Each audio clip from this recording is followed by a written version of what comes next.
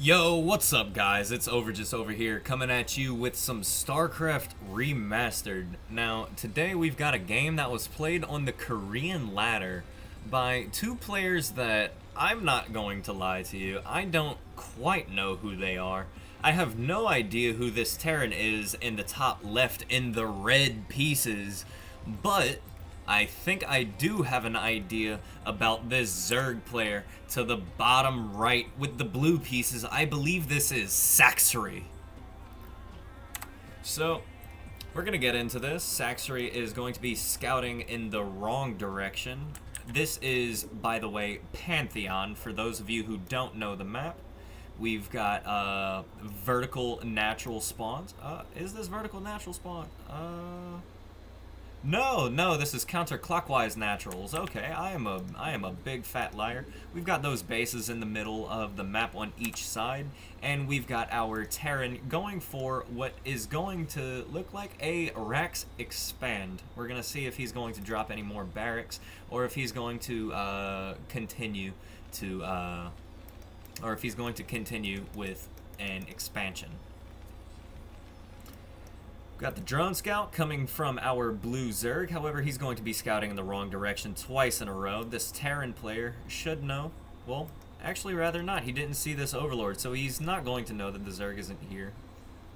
We're going to see how he's going to go about this in the future. However, it does look like we're going to see this expansion coming up. So 1 Rax and a CC for our red Terran.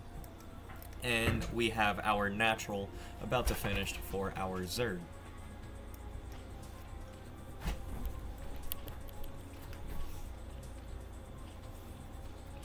Lair coming up. That was a really fast lair, like a good 255 lair. Going to get out some mutas or some lurkers. But definitely in the early game we're going to be seeing some tech. Like always. Now, in the early game of Terran versus Zerg, we normally see Terran go for a large number of Marines and medics. Zerg will either go for mutas, or they'll go for some Hydra lurker plays, and then they try to get a third base and go for defilers from there, or they might try to transition into crazy Zerg and go for a ton of ultras. So right now this Terran wasn't able to see the lair, but he should be expecting it. Gonna see these Marines pick off an Overlord. Now, this Overlord will not survive.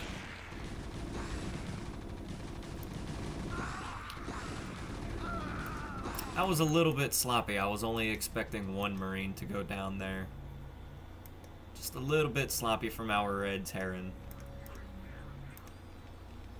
But still, I say he's sloppy, but he'll be doing this better than I am. Gonna go for that gas. Gonna drop an academy sometime soon. Gonna start picking up that medic count from 0 up to something that can actually afford to help Marines push across the map. But these Marines are gonna be out here anyway, putting in work on this Overlord, going to get it. However, they're going to get killed in return by these drones. 2 drone kills and 2 Overlord kills. Those Marines have more than paid for themselves. Slowing down the Zerg. That spire is about halfway finished, and we've got these Lings heading across the map. Now, we still have 6 Marines. We don't see a bunker. I don't think there's a need for a bunker quite yet.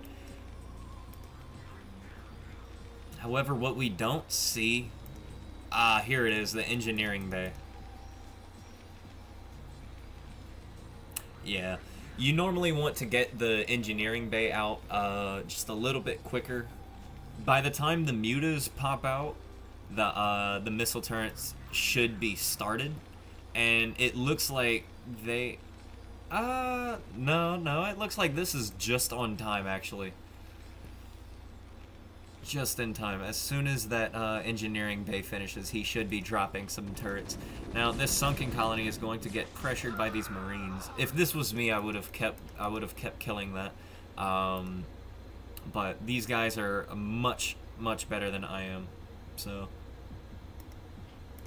that sunken colony is going to keep this natural base safe for now. We're going to see 2 turrets. One is going to be in the mineral line right here, another one at the front wall.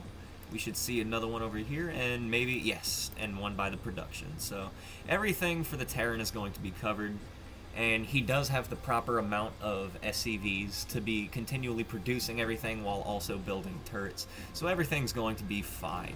We've got this number of mutas coming across the map. There should be an overlord with them, and you can tell they are because they are stacking up very well.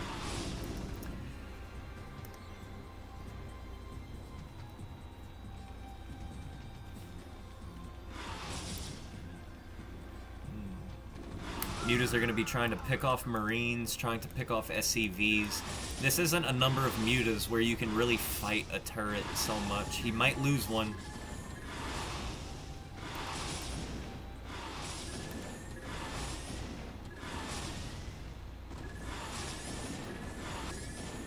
Look at me just eating my words. Just like Saxbury just ate that turret. However, we got this Marine counterattack coming across the other side of the map. It looks like he's going to be able to pick off a muta. However, he didn't fully get it. And so he's just going to push forward.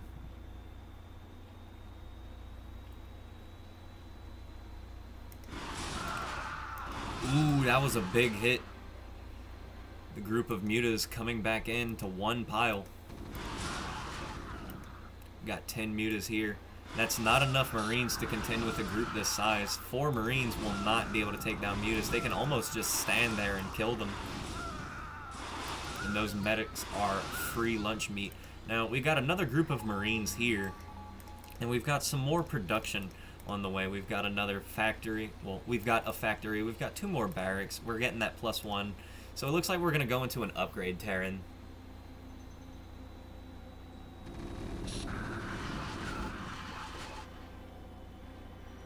Now, upgrade Terran is extremely difficult to play. I'm not so familiar with the strategy that I can tell you every little weakness, but it does seem that upgrade Terran kind of has a little bit less pushing potential than a non-upgrade Terran build would go for. Say, if you go for 4 racks immediately.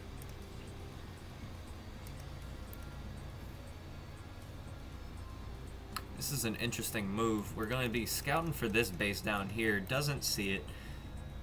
However, we do see this natural being taken. Now, Zergs in modern times, and by modern times, I mean recently in the last few years, they've been liking to take these natural bases against Terran instead of taking the main bases, because even though it's a little bit harder to hold, you'll still be able to get the free main base after you can successfully hold down this position.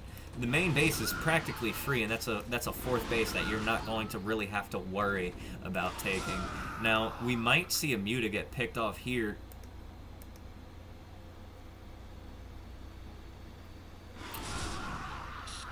But this group of Marines is going to die.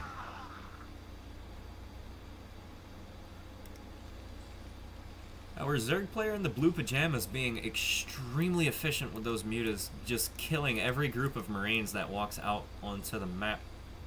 And our Terran player, I don't quite understand what the thought process is behind constantly moving out these Marines and just losing them for next to nothing.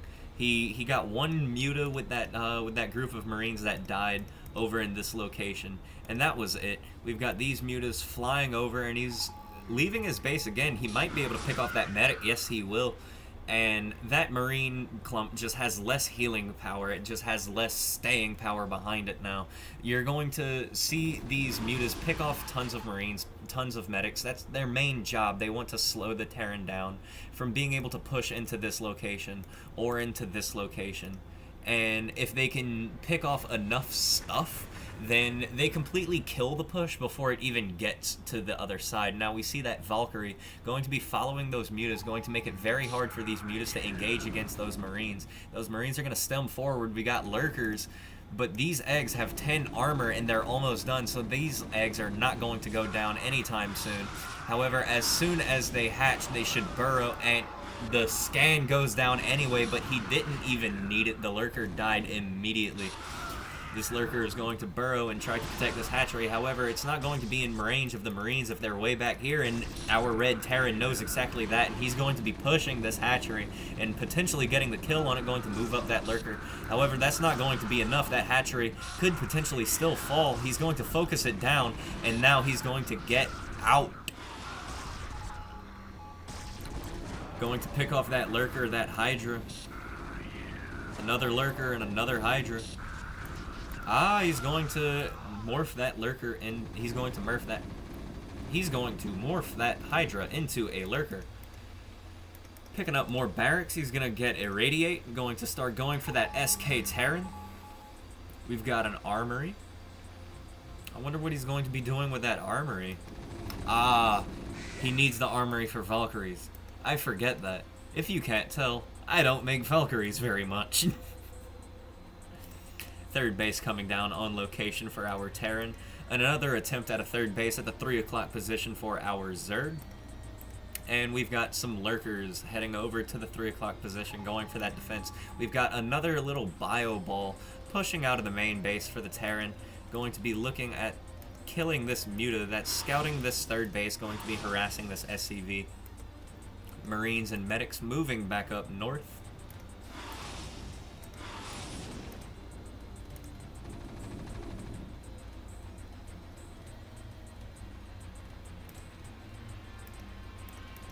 SCV is going to finish building this base, might potentially take a gas right away. Gonna drop 2 more barracks, go up to 6 barracks.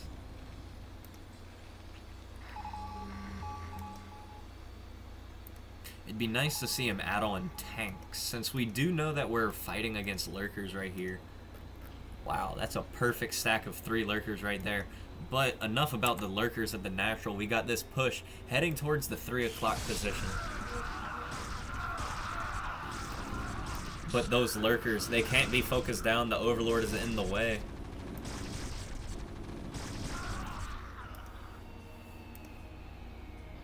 And that push has been stopped on its head. Nidus Canal finishing up. We've got Consume on the way. Looks like we've got, is that Titan Reactors? Science Vessel Energy. I thought that was Medic Energy for a second there. Question, how many people here like to get Medic Energy? You see, I always get Stim Pack first, and then I get U-238, and then I just grab Medic Energy. I never not get Medic Energy. It seems like our Terran friend here doesn't have Medic Energy. So, also going to start working on Plague. Got 2 Scourge, going to start hunting for Science Vessels. That's a Marine, not a vessel. We've got a 4th base coming on location at the 9 o'clock position for our Terran player. And we've got 2 groups of Marines. They're threatening, but this is more medic than Marine at this point. And these Marines are just going to be chilling outside this location right here, making sure that a drone can't come in and take that base for free. He's going to check again at these locations, make sure that Zerg doesn't have any funny business going on. He wants to be ahead of Zerg in bases, and that is a big deal. If our Terran friend can stay ahead of bases, ahead of the Zerg on bases, that is going to put him at a massive advantage. Normally, Zerg likes to be at least a base ahead of Terran. Terran tends to be the turtley race in all of the matchups.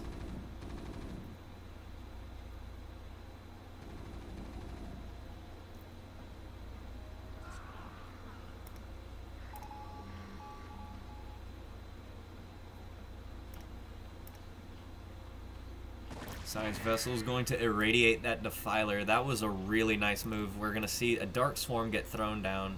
Maybe right here or right here. Yeah, just to protect the front, make sure that nothing can immediately come in and start killing things.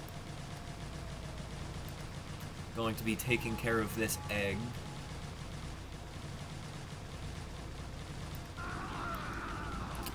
We've had a group of Marines get killed by these Zerglings.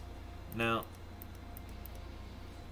these Zerglings are going to come in and potentially just kill so many SCVs, but there's a bunker with 4 Marines right here, so he's just going to start getting to work on the actual command center. However, these Marines are going to be able to start cleaning them up. However, he's missing a Zergling, and this Zergling is going to just slowly start dealing chip damage over to that command center. Meanwhile, Terran is going to be pushing the 3 o'clock position.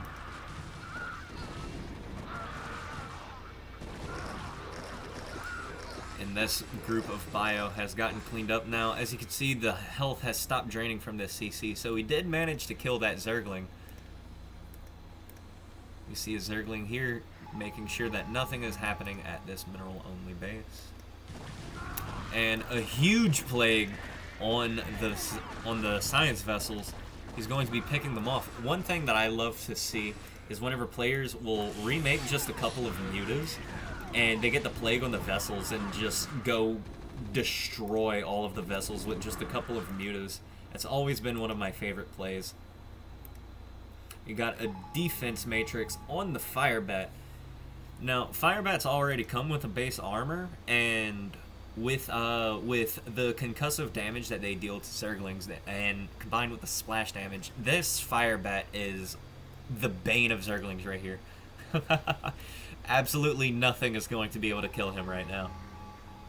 I bet he's feeling good about himself.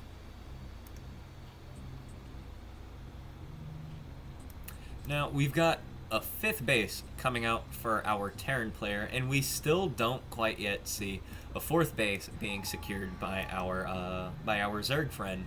So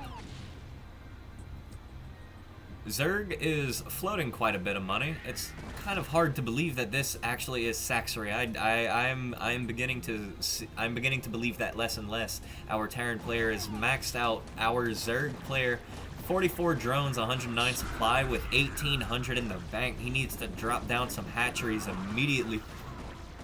But it might just be too little too late already. With Terran being maxed out, with this much map control, with this many bases, it's going to be really hard for Zerg to come out and really get much done. We've got those tanks, so SK Terran is no longer the move. And we just see this long conga line of Marines coming out onto the map. We see this little force right here going to not really apply pressure, but constantly threaten this base. There's not really anything that's going to be able to transfer to or from. And we're going to see some more fighting in the middle of the map. Let's check these upgrades. Our Terran is at 1-3, and our Zerg is at 2-1.